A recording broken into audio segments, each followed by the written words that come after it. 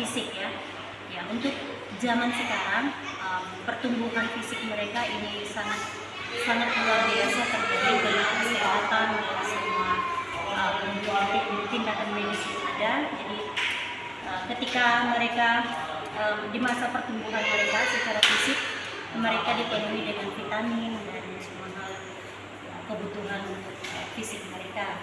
Tapi dari perkembangan fisik mereka juga, mereka harus menjaga ilmu mereka, stamina mereka, karena dengan situasi COVID sekarang fisik mereka mengalami perkembangan yang baik karena ada vaksin dan semua. Kalau secara moral ya, iya, secara moral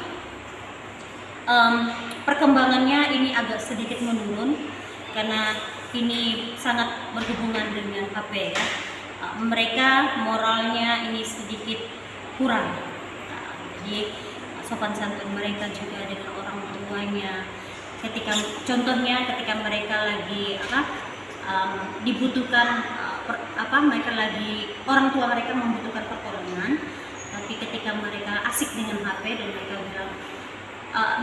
tapi mereka seperti cuek dengan orang tua mereka, sehingga akhirnya orang tua mengeluh dengan tindakan orang mereka itu terkadang kurang respon ketika orang tuanya membantu ya.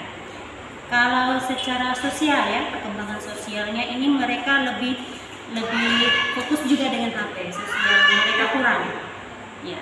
Kalau sosial secara adil kenyataan otomatis mereka banyak bergaul dengan orang-orang gitu ya, masyarakat, jadi itu yang baiknya. Tapi sekarang mereka gaulnya atau berinteraksi komunikasinya lewat HP ya.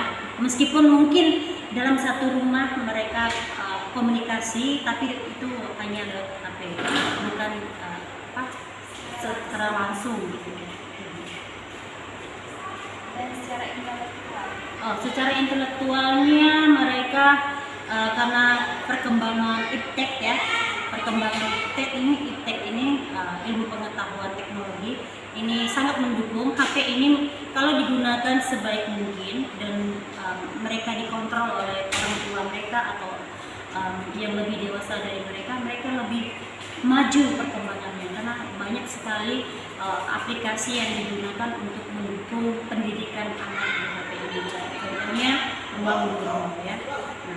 Nah, karena banyak video, banyak materi yang disampaikan di sini ini lebih mendalam di ruang guru ini, lebih membantu. Ini contoh saja hanya di ruang guru. Jadi mereka mengalami perkembangan maju jika mereka menggunakan iptek ini dengan baik. Terima kasih atas jawabannya. Yeah. Dan ini ada pertanyaan kedua. Menurut Ibu, apakah perkembangan anak remaja sekarang itu sudah sesuai dengan yang sebenarnya atau normalnya? Berikan penjelasan. Normalnya ya? Ya. Oke, normalnya untuk zaman sekarang kalau kita bandingkan dengan zaman dulunya, zaman dulunya ini ya secara moral, sosial dan intelektual mereka ini agak seimbang dengan perkembangan atau pertumbuhan mereka disesuaikan dengan pertumbuhan jasmani mereka ya. Tapi secara normalnya untuk saat ini seperti perkembangannya tidak begitu lebih maju ya secara normalnya. Kenapa? Karena banyak sekali yang mendukung mereka untuk tidak berkembang secara normal. Contohnya secara fisik, kalau mereka lebih fokus dengan HP dan ini cahaya HP bukan layar, cahayanya ini lebih kalau mereka lebih fokus ke HP dan mata mereka ini berbahaya untuk mata mereka. Nah itu secara normal mereka perkembangan fisik mereka sudah terganggu ya, karena mereka lebih fokus ke HP. Bisa? Baiklah, yang pertanyaan selanjutnya itu dari pengalaman dalam mengajar atau selama mengajar, bisa ceritakan bagaimana Ibu menemukan remaja dengan kasus yang berat terkait dengan masalah dalam menyesuaikan diri pada masa perkembangan Iya, kalau menurut pengalaman saya sebagai guru, sebagai orang tua, dan sebagai pemimpin asrama juga dalam mendidik, membina, menuntun mereka dalam pertumbuhan perkembangan mereka secara fisik atau secara karakter. Ini masalah yang sangat berat ditemui, yaitu mereka remaja dewasa. Ini masalah seks, ya, seks dan ini ya pacaran juga. Ini berat sekali ketika mereka kurang memahami seks dan masalah pacaran yang baik. Ini mereka bisa jatuh di situnya. Nah, kenapa? Karena kalau remaja, secara khususnya laki-laki, mereka itu lebih penasaran namanya seks. Jadi mereka terkadang lebih otak mereka lebih terangsang kalau misalnya mereka lihat paha, ini contohnya paha dari cewek, dan ini pertumbuhan remaja yang laki-laki ya, dan itu membuat mereka seperti gitu ya, mereka kurang mampu nahannya, dan itu yang membuat mereka jatuh di seks. Nah, dalam pacaran juga mereka kurang memahami pacaran yang baik ya.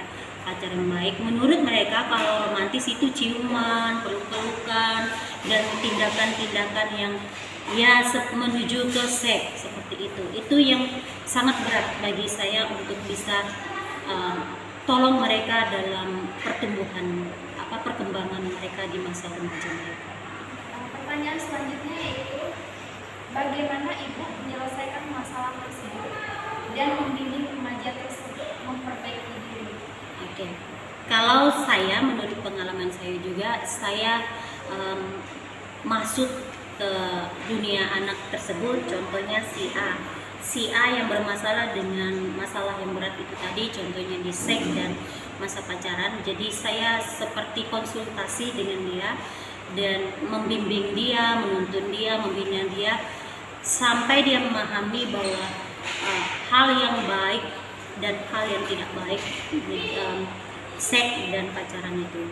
Dan ketika dia sudah memahami, otomatis ketika dia sudah mengerti dan memahami semua dampak baik itu yang positif dan negatifnya dari seks dan pacaran, otomatis dia bisa mampu menguasai dirinya dengan itu, dan dia bisa maksudnya dia bisa mengontrol dirinya dan menguasai dirinya sehingga dia tidak melakukan seks bebas, sehingga dia bisa memahami pacaran yang baik itu seperti apa. Jadi tidak harus main dengan fisik dan seks dan semua.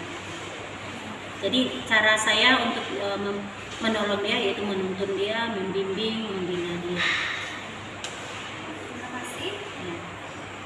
Dan selanjutnya itu bisa ibu ceritakan apa saja bentuk bimbingan kepada siswa, baik untuk kelompok besar maupun untuk kelompok kecil atau individu, untuk membantu mereka memahami perkembangan mereka yang seharusnya. Oke. Yang pertama, otomatis saya kasih gambaran untuk mereka, seperti mengajar. Saya kasih materi dulu untuk situasi yang mereka alami ya, itu berhubungan dengan apa yang mereka alami seperti itu ya. Kemudian setelah dikasih materi atau pengajaran, nanti didukung dengan video sebab akibatnya dari semua hal yang tindakan negatifnya. Jadi itu ditunjukin, dan video yang untuk mendukung mereka memahami bahwa yang baik ini seperti ini ya. Jadi ada yang negatifnya juga dikasih, tapi yang positifnya juga dikasih. Nah, sesudah itu baru menuntun mereka, membimbing mereka, contoh dalam menasehati mereka. Jadi ketika menasehati itu enggak hanya satu kali saja, tapi sampai mereka bisa memahami. Dan itu butuh pengorbanan ketika kita menasehati mereka, ketika kita menuntun mereka, ketika kita membimbing mereka. Otomatis mereka jengkel, marah, emosi dengan kita, tapi kita tetap dukung mereka melalui nasihat, teguran, seperti itu. Terima kasih penjelasannya. Dan yang selanjutnya yaitu terkait perbedaan individu. Bisa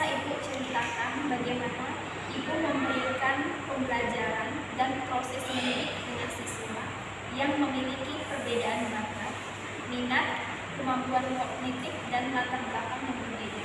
Oke.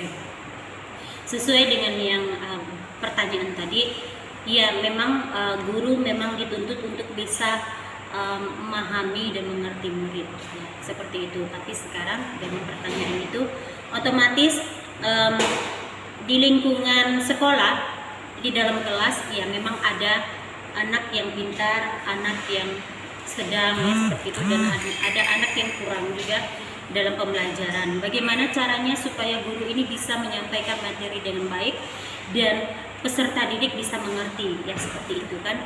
Kalau saya memberi materi atau pembahasan video itu karena materi, pembahasan, dan video itu adalah strategi atau model pembelajarannya atau cara saya mendukung anak itu bisa memahami, mengerti masa remaja mereka, ya, dan kedepannya.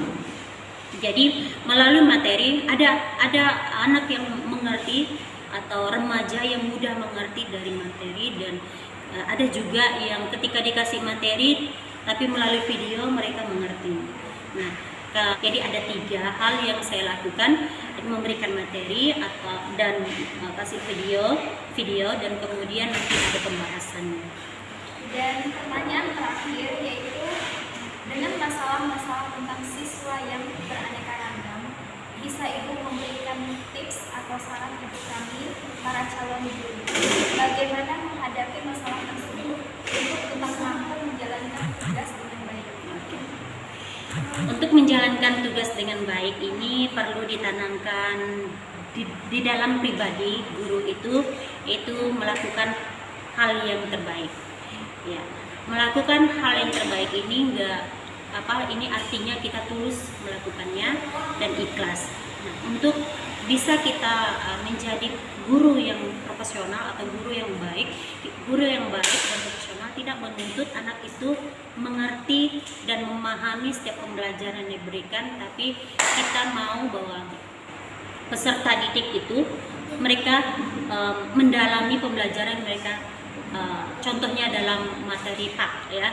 Jadi mereka bukan hanya mengerti, bukan hanya memahami, namun itu pembelajaran yang diberikan itu berkarakter dalam kehidupan mereka. Intinya seperti itu. Jadi akademik perlu juga, IQ perlu juga, tapi karakter itu juga lebih baik, dua-duanya. Akademik dan karakter itu lebih baik, ya. Tapi kalau hanya akademik ini tidak baik juga karena tidak seimbang.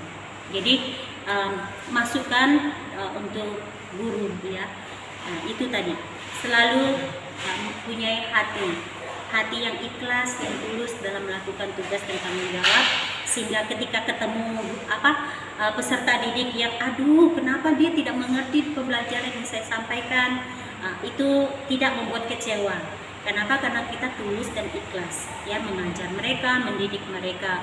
Ataupun ketika kita sudah lakukan yang terbaik dan anak itu kurang menghargai kita, it's okay, nggak apa-apa, karena kita sudah memberi yang terbaik.